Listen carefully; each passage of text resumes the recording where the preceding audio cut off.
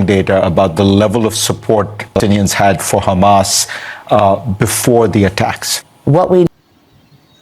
Breaking news today in Gaza.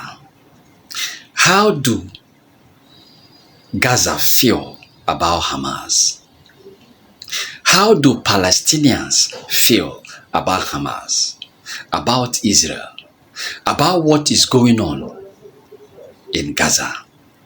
And what is the future of Gaza after this war?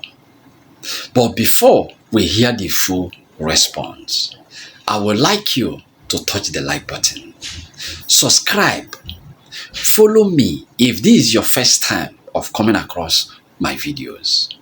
But don't forget to share it as we are sharing our thought, the future of Gaza after war.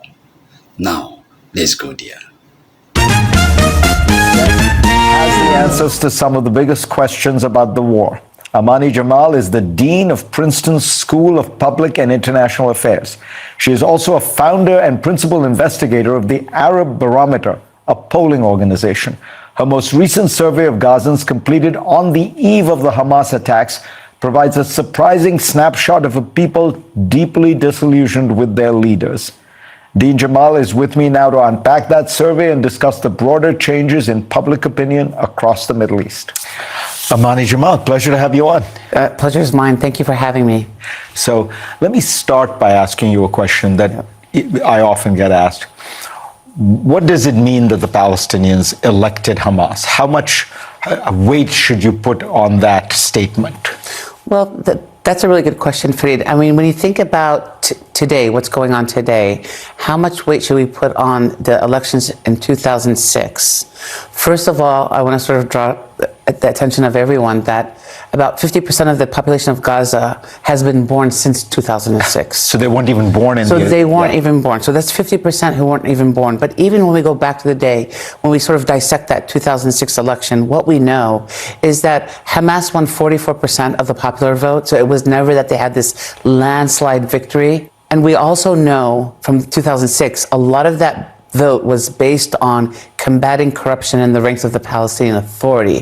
Hamas succeeded because it had a platform of holding the Palestinian Authority accountable for their largesse and their corruption, levels of corruption and their excesses in terms of the way they were governing. So when we look at it today, what do we know from polling data about the level of support Palestinians had for Hamas before the attacks? What we know in the 3 to 4 weeks before October 7th, 2/3 of the Palestinians said they had no trust or little trust in the Hamas governing regime of Gaza.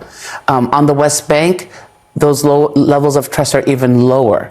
For the Palestinians? For the Palestinians on the West Bank. So across the West Bank and Gaza, there was very little support, if you may, or very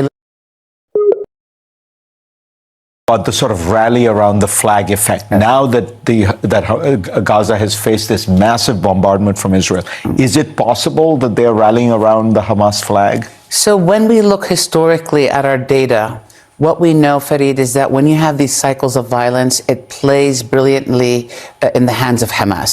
Hamas ends up benefiting with more people supporting its government because it's seen as trying to, quote unquote, protect the Palestinian people, resist the Israeli sort of assaults onto Gaza and whatnot.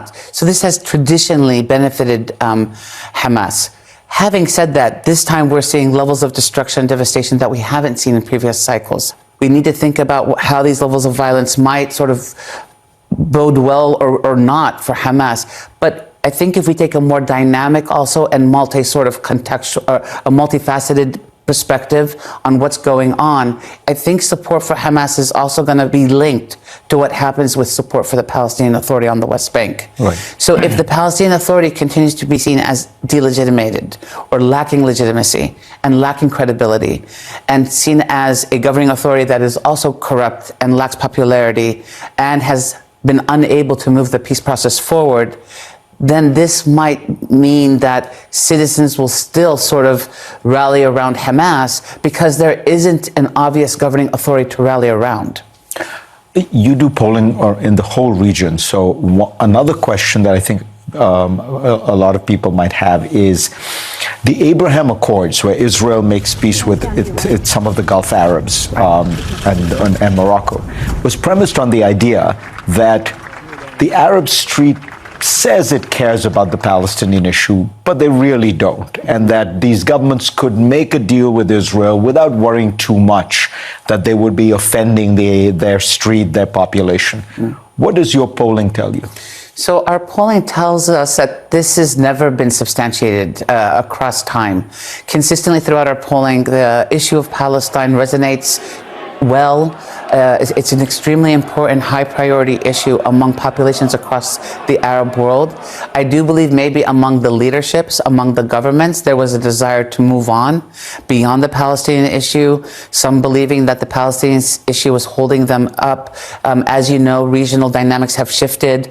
More of the countries, including Israel, along with Arab countries, sort of view Iran as a threat, so that people would like to sort of maybe have alliances with Israel to sort of protect against the Iranian axis, and those leaders also needing to move beyond the Palestinian issue to form those alliances. But it's a state issue. It's not the perspective of society. No, this is a state issue, Fareed, not the perspective of society. In a after this war, whenever that is, what do you think we'll see in terms of Palestinian public opinion in Gaza particularly? So I really do believe, Fareed, it's going to depend on what happens now. You know, violence breeds violence. And if violence were going to solve this conflict, it would have been solved by now. So my worry is that this violence is going to set a whole new generation in the future to sort of believe that in violence as a discourse. If we're able to emerge from this crisis where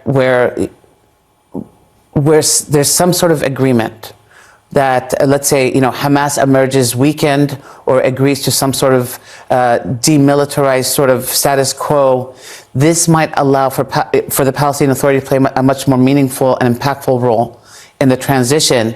But if the discourse is, we've had this destruction in Gaza, Hamas might remain viable, and there needs to be just another governing authority to govern the citizens of Gaza with no hope for peace or for statehood or better economic or political future, I think we're going to see more of the same, Fareed.